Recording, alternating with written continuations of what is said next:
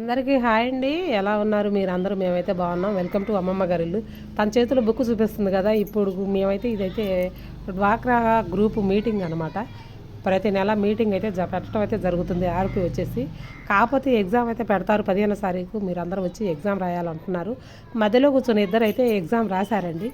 మేమిద్దరం అటు చివర కూర్చున్న నేనైతే ఎగ్జామ్ రాయలేదు. ఎలా రాయాలి ఏందని చెప్పేసి అనుకుంటున్నాము. మొత్తానికైతే మీ డ్వాక్రా స్టార్ట్ అయ్యి ఇప్పటికే 15 సంవత్సరాలు అయిందండి. అప్పటి నుంచి ఇప్పటిదాకా చాలా పర్ఫెక్ట్ అనమాట. మా గ్రూప్ అయితే చాలా అంటే ఎటువంటి గొడవలు లేకుండా చాలా అన్యోన్యంగా ఉంటాము. మా ఫ్రెండ్షిప్ అయితే చూస్తున్నారు కదా.